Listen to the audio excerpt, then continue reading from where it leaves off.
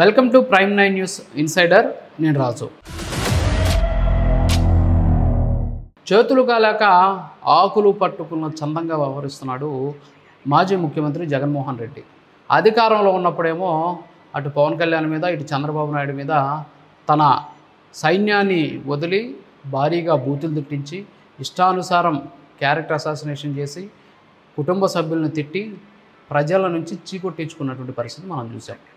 అయితే అది నిజంగా ఆయన కానీ అధికారంలో ఉన్నప్పుడే అంటే చేతులు కాలక ముందే ఆకులు కానీ పట్టుకునే ఉన్నట్లయితే ఇప్పుడు పాపం అలాంటి పరిస్థితి వచ్చేది కాదు.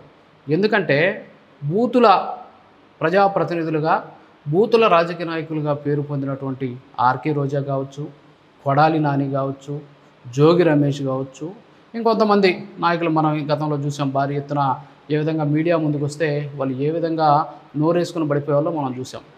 సో అలాంటి వాళ్ళందరినీ కూడా పాపం జగన్మోహన్ రెడ్డి నేనటి నుంచి పక్కన పెట్టేశాడు. వాళ్ళు కానీ మాట్లాడితే నాకు సంబంధం లేదు, ఎవరైతే సరే నేను చెప్పిన 14 మంది తప్ప ఇంకెవరు మాట్లాడినా సరే అవన్నీ కూడా వాళ్ళ వ్యక్తిగతం, దానికి పార్టీకి సంబంధం లేదు.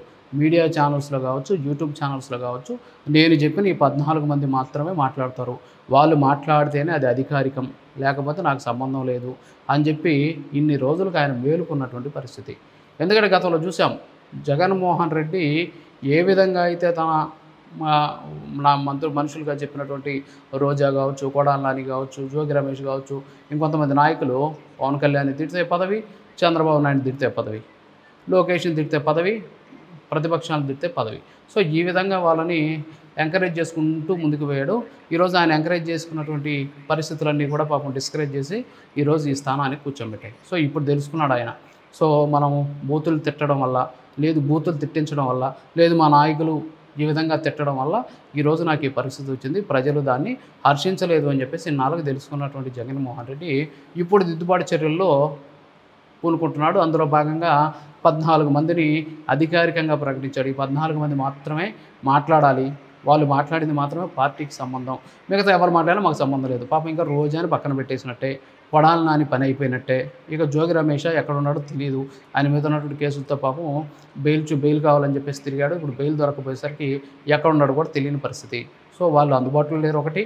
రెండోది బూతులు మాట్లాడడం వల్ల ఎందుకు వచ్చిన సమస్య, మళ్ళీ ఈ స్థానం కూడా లేకుండా చేస్తారని చెప్పేసి భయపడ్డాడేమో తెలియదు, కానీ వాళ్ళందరినీ కూడా పక్కన పెట్టేసి ఇప్పుడు ఒక 14 మంది జాబితాను రిలీజ్ చేసినాడు. ఆ 14 మంది ఎవరంటే ఆ పార్టీకి సంబంధించి శివశంకర్ రెడ్డి, నాగార్జున యాదవ్, సుందర రామశర్మ, అలాగే కారుమూరి వెంకటరెడ్డి, కొండా రాజువు, నారమల్లి పద్మజ, కాకుమాను రాజశేఖరు, అంకంరెడ్డి నారాయణమూర్తి, అవుతు శ్రీధర్ రెడ్డి, కొమ్మూరి కనకారావు, వంగవీటి నరేంద్ర, పోతిన మహేషు, గూడపు రెడ్డి వీరశేఖర్ రెడ్డి, నల్లా మధుసూదన్ రెడ్డి. ఈ 14 మంది మాత్రమే మీడియాలో మాట్లాడాలి, ఈ 14 మాత్రమే యూట్యూబ్ ఛానల్స్కి ఇంటర్వ్యూలు ఇవ్వాలి, మిగతా ఎవరు ఇచ్చినా సరే మాకు సంబంధం లేదు.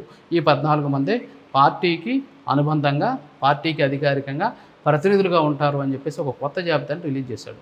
అంటే దీన్ని బట్టి ఏమర్థం అవుతుంది అంటే పవన్ కళ్యాణ్ని, చంద్రబాబు నాయుడిని తిట్టిన వాళ్ళకేమో గతంలో పదవులు ఇచ్చి ఎంకరేజ్ చేశాడు. సో ఆ ఎంకరేజ్మెంట్ తోటి వాళ్ళు రెచ్చిపోయి మాట్లాడారు. ఇప్పుడేమో వాళ్ళు మాట్లాడినటువంటి మాటలు విన్నటువంటి ప్రజలంతా కూడా వీళ్ళందరినీ కూడా ఓటమి చూపించి ఇంట్లో కూర్చొని పెట్టేసినటువంటి పరిస్థితి.